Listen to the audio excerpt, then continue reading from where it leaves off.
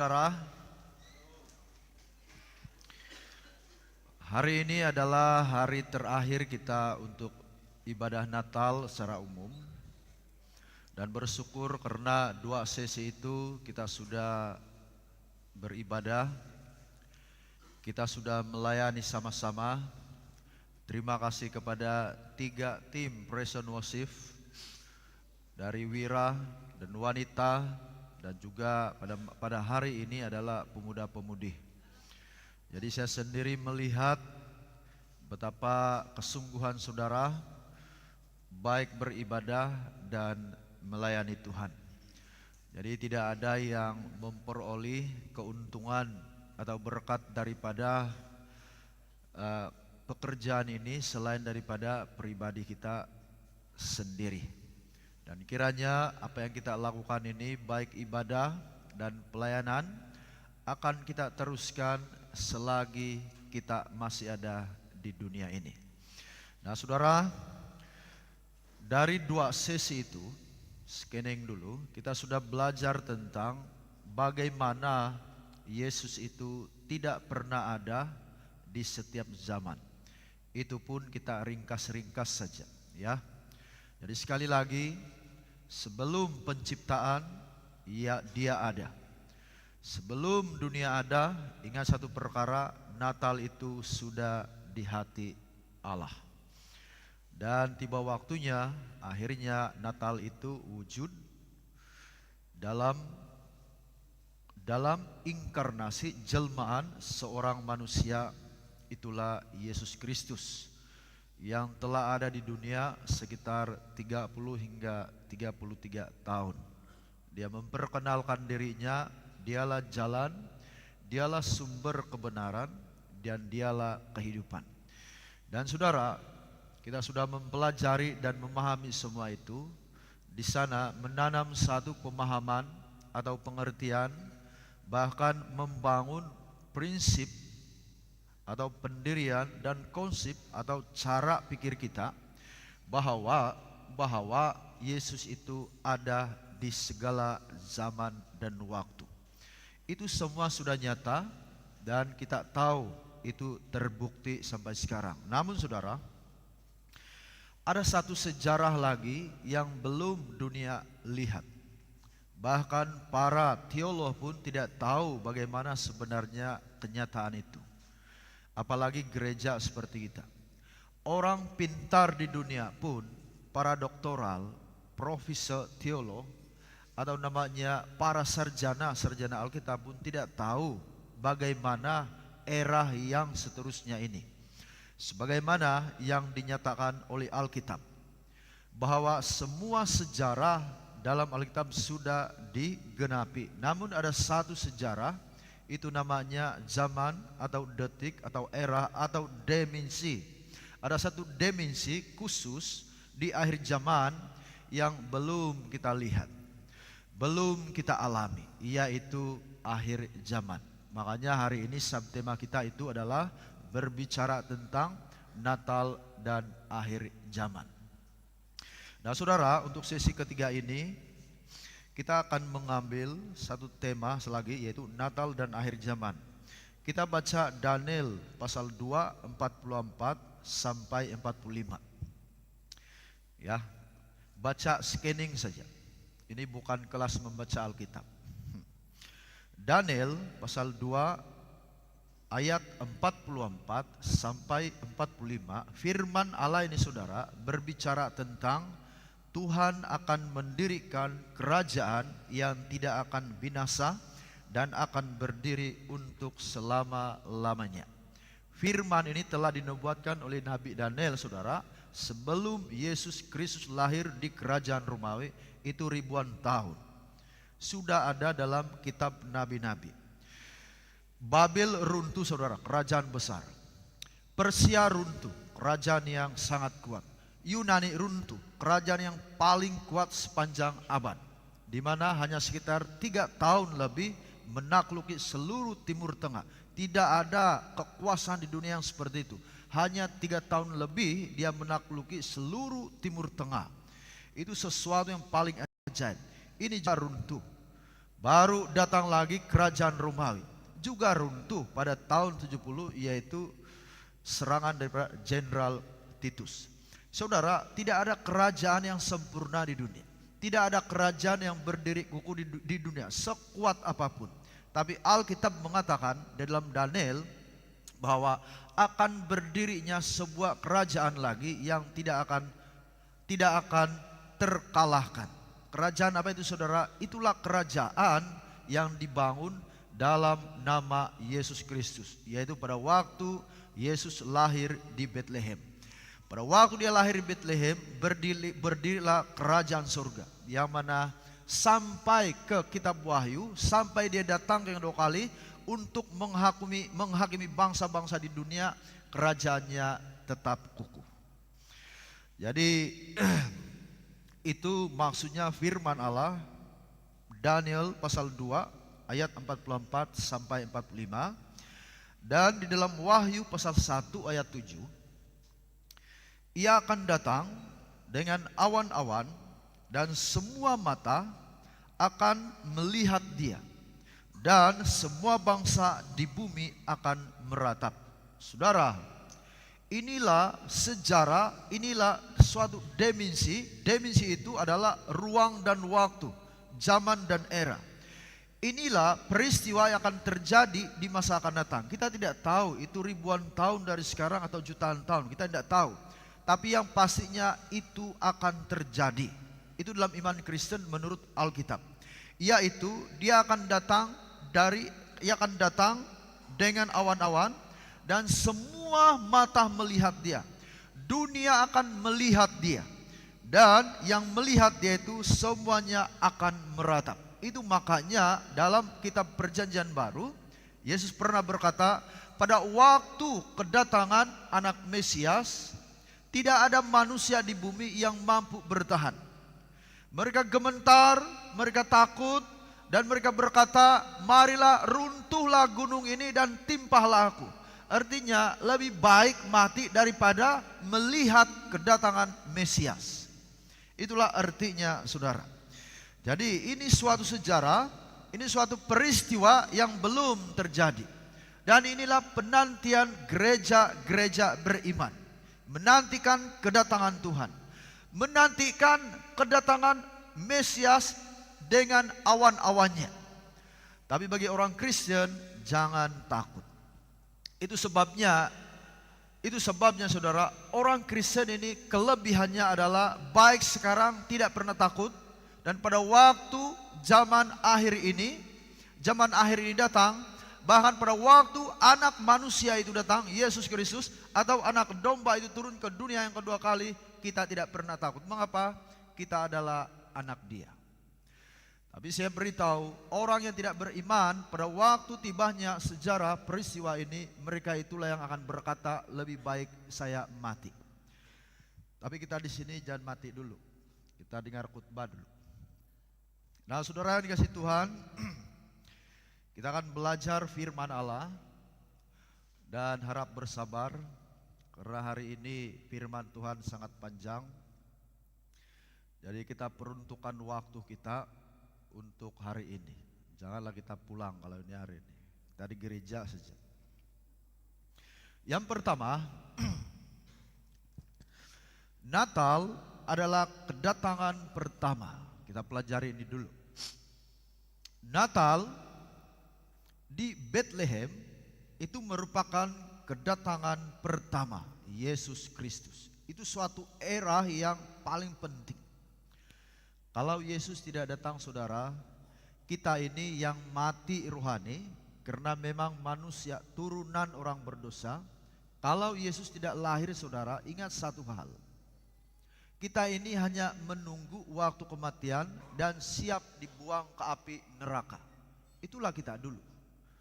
Tapi karena kelahiran Yesus di Bethlehem, maka kita dihidupkan kembali. Makanya ini peristiwa atau suatu sejarah atau era yang paling penting untuk bangsa-bangsa di dunia.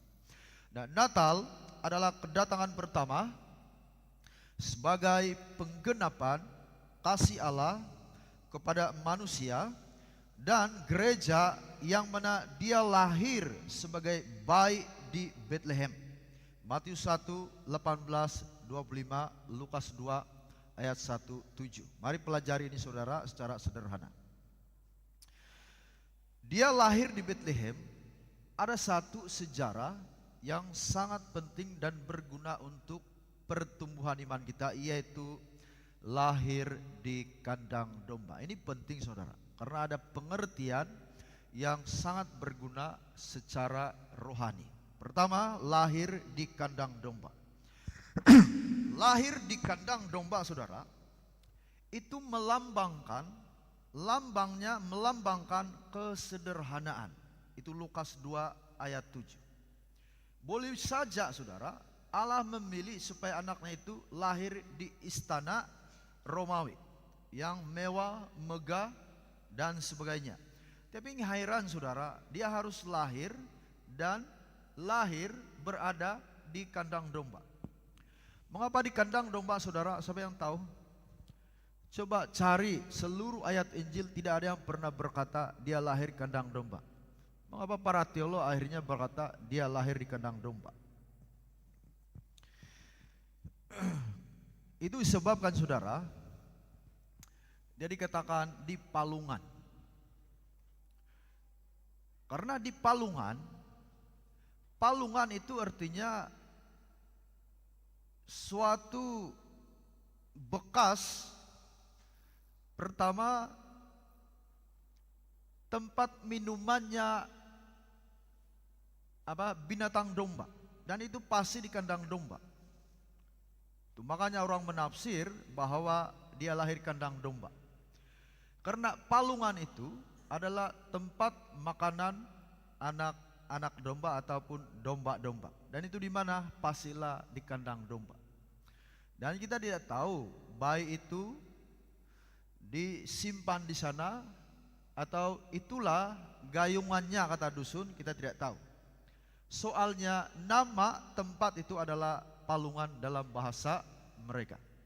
Jadi saudara dikasih Tuhan, itu sebabnya kita mengatakan bahwa dia lahir di kandang domba. Tapi yang penting di sini, lahir di kandang yang paling rendah di zaman orang Yahudi, itu adalah bagi Yesus dan bagi kita itu melambangkan kesederhanaan. Saudara dikasih Tuhan, dia tahu, dia mengajar umatnya bahwa hanya hidup sederhana.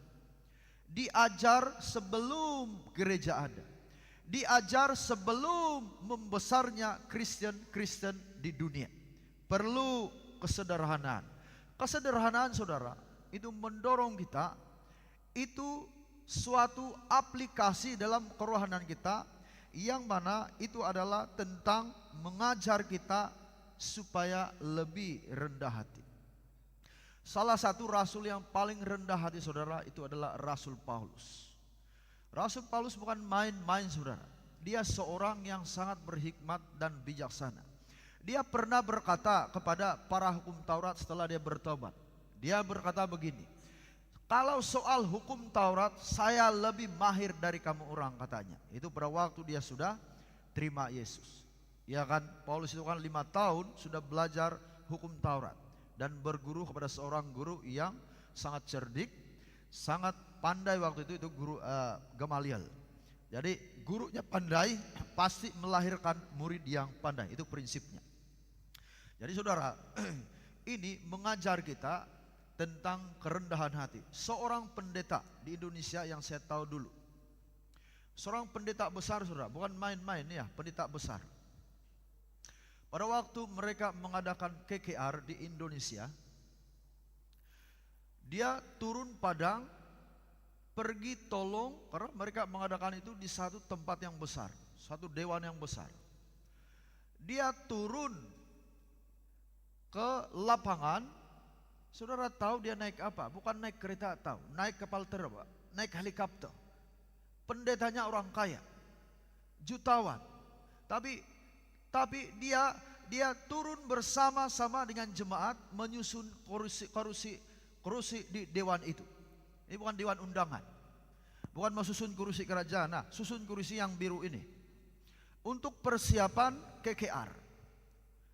Inilah hamba Tuhan yang penuh dengan kerendahan hati. Black Graham saudara, pernah berlutut di satu stadium di Eton, stadium yang besar itu. Dia pernah berlutut di sana, memohon supaya suatu waktu ada KKR di tempat itu. Memohon supaya KKR di tempat itu akan terjadi di suatu waktu. Dan benar-benar terjadi saudara, melutut di sana, berlutut di sana demi pertobatan orang-orang yang belum mengenal Tuhan. Pada waktu KKR itu, sekali dia berkhotbah, ribuan orang yang bertobat. Dan dinyatakan dalam sejarah, fakta sejarah, banyak penagih yang bertobat, banyak artis yang bertobat, banyak orang yang jauh daripada Tuhan kembali dan dipulihkan. Ini semua saudara bermula daripada kerendahan hati seseorang. Bicara tentang kerendahan hati seorang hamba Tuhan itu terlalu banyak sejarahnya saudara. Ya, bicara tentang kerendahan hati seorang pemimpin itu terlalu banyak untuk diungkapkan. Tapi soalnya gereja hanya membangun karena adanya kerendahan hati. Saudara, kita boleh bertemu di tempat ini, kita boleh bersekutu di tempat ini, berlain-lain jabatan, lain-lain status. Terus terang, ada orang kaya, ada orang miskin, ada orang sederhana. Mengapa dapat bersatu dalam gereja? Mengapa boleh beribadah sama-sama? Mengapa boleh melayani sama-sama? Mengapa boleh mengorganisasi gereja sama-sama? Karena saudara, kita rendah hati. Saudara, boleh-boleh saya tinggalkan gereja karena saya tahu saya itu dan ini. Boleh, tapi tidak boleh begitu. Saya harus rendah hati. Dosa buat saya melayani di sebuah gereja lalu merancang untuk meninggalkan gereja. Itu namanya tinggi hati. Mengapa saudara? Mengapa kita demikian rupa saudara? Karena di awal-awal tokoh iman kita, sumber iman kita Yesus Kristus, dia sudah menyatakan bahwa aku akan lahir di kandang domba, di kandang hewan yang tidak ada darjatnya, tidak ada pangkatnya. Karena demikianlah akan terjadi kepada gerejaku ribuan tahun ke hadapan. Mereka harus hidup dengan penuh kerendahan. Itulah maknanya kelahiran di kandang domba. Dan kedua, itu mengajar kita tentang hidup sederhana. Saudara, kita sudah belajar tentang kesederhanaan, ya. Saya juga belajar untuk sederhana. Walaupun ada hati mau jadi orang kaya, tapi ya janganlah. Baru-baru ini eksklusif untuk kita. Baru-baru ini kita melihat ada menteri kabinet yang dipanggil Tuhan.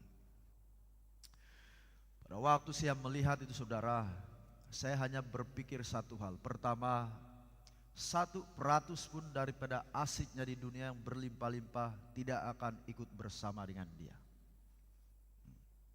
Walaupun di dunia melebihi kesederhanaan, walau pada waktu hidup di dunia manusia kekayaannya, kemewahannya, kemampuannya melebihi batas manusia. Saudara, pada waktu roh meninggalkan jasad, 1% pun atau 1 sen pun daripada kekayaannya tidak akan mengikuti dia.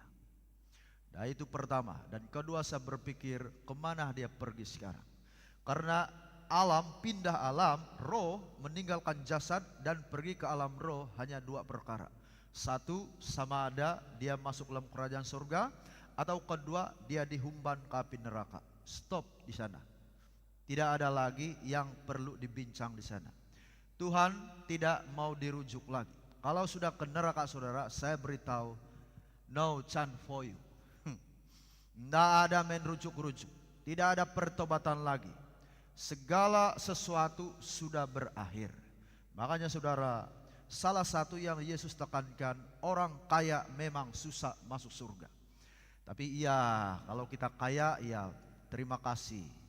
Kalau kita miskin, terima kasih juga.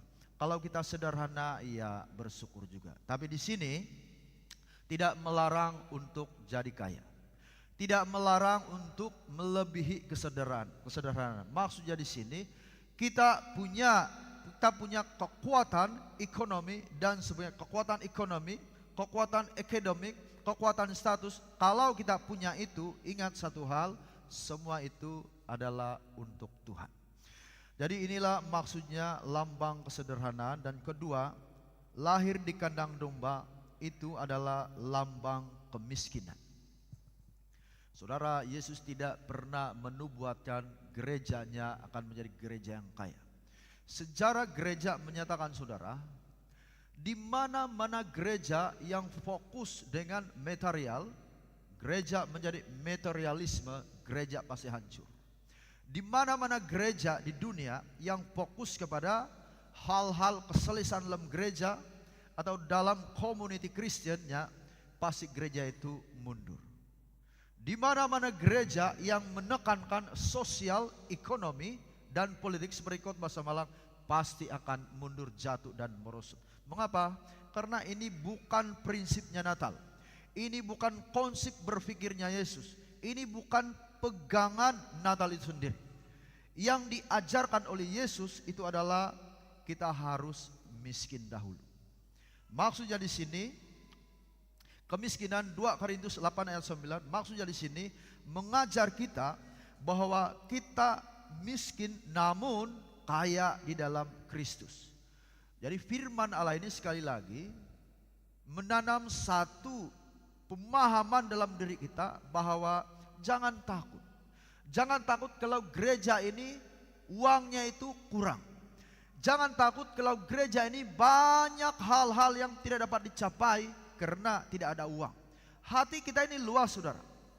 Kalau hati saya luas. Kalau gereja ini kaya, saya mau bangun sekolah Alkitab di sana. Kalau gereja ini banyak uang. Kalau gereja mampu.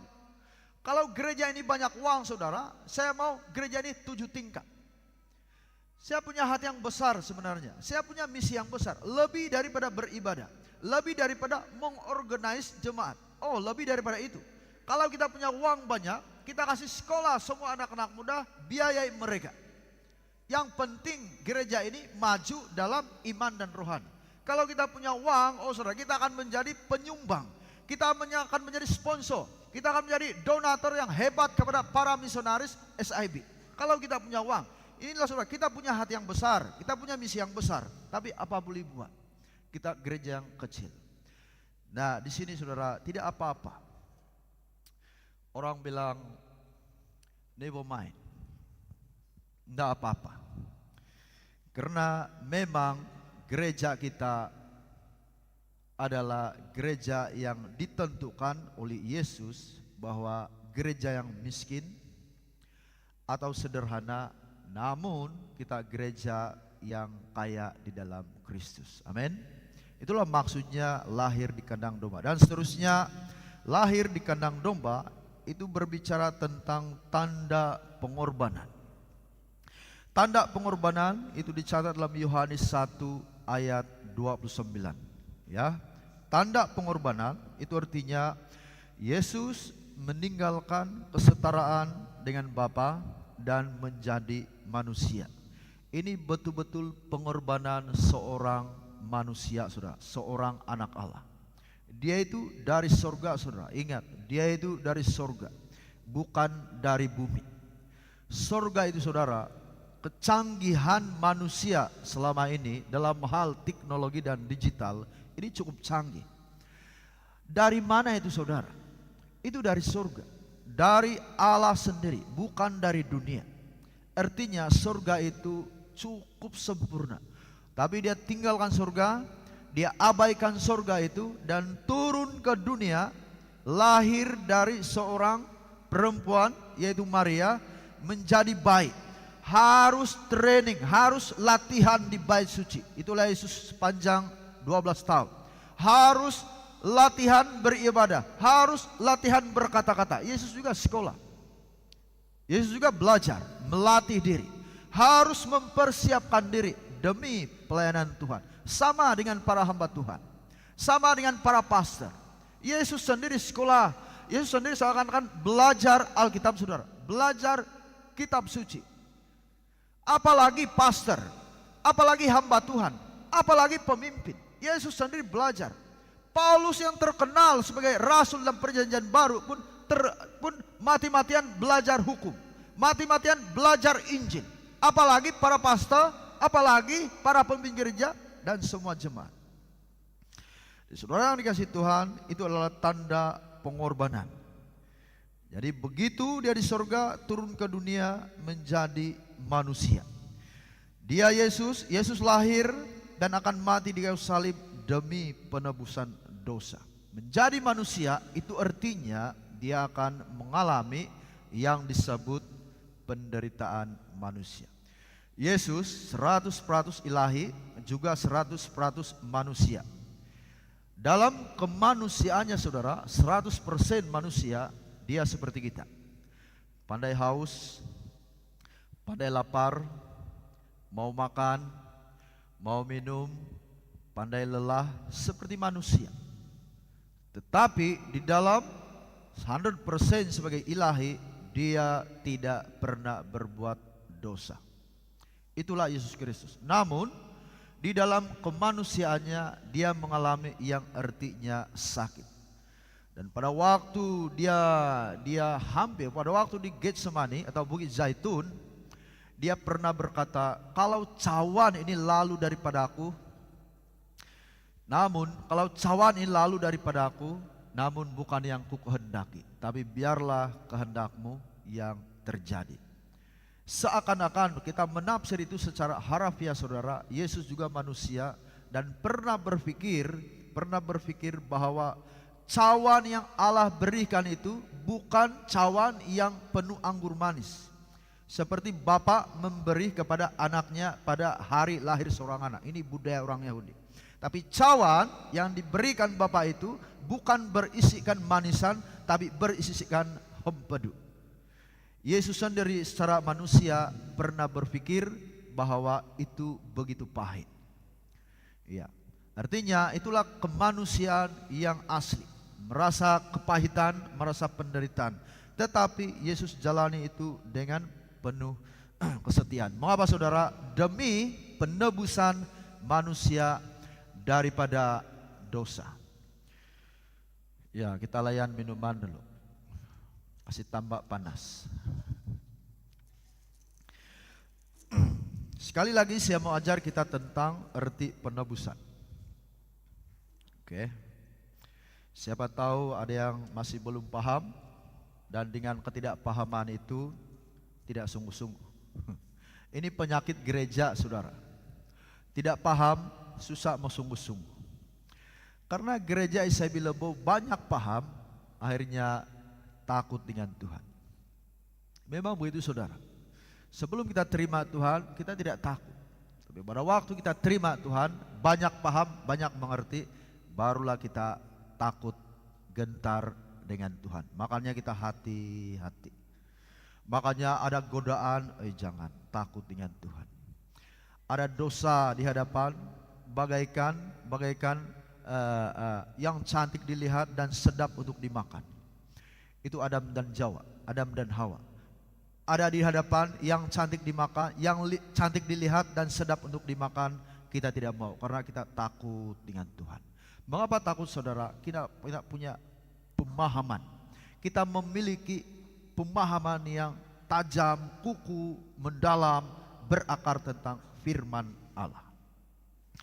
Jadi saudara, arti penebusan itu adalah kalau saya hutang 10 ringgit dengan saudara, hutang 10 ringgit dengan saudara, artinya saya berhutang. Saya harus bayar balik 10 ringgit. Itulah penebusan. Bayar membayar. Mengapa Yesus mati di salib saudara? Mengapa Yesus harus mati di kayu salib? Karena manusia mati dalam dosa. Bukan sekadar mati dalam dosa saudara, tapi mati dibuang ke api neraka. Tapi Yesus untuk memulihkan manusia yang mati itu, maka Yesus juga harus mati. Itu namanya penebusan. Saudara, tidak ada agama di dunia yang seperti itu. Coba baca sejarah. Saya juga belajar agama-agama dunia. Saya tidak menemukan bahwa Tuhan mereka itu mati seperti Yesus, membayar 100% hutang dosa itu. Tidak ada. hanya di dalam Yesus Kristus, hanya di dalam Natal. Inilah sejarah paling besar dalam dunia, yaitu penebusan di kayu salib. Jadi saudara, itulah tanda pengorbanan, lahir di kandang domba, tempat yang rendah, tempat yang tidak berwibawa. Karena memang perjalanan hidup Yesus selama di Yerusalem, selama di Timur Tengah, itu akan berujung kepada pengorbanan yang tiada tarahnya. Dan seterusnya, dia berbicara tentang Yesus lahir, berbicara tentang kita juga dituntut untuk berkorban dan berjuang. Jadi misi Allah pada waktu Yesus lahir di kandang domba, tempat yang tidak kaya, tempat yang tidak mewah, itu adalah ada satu misi di dalam yang paling penting untuk kita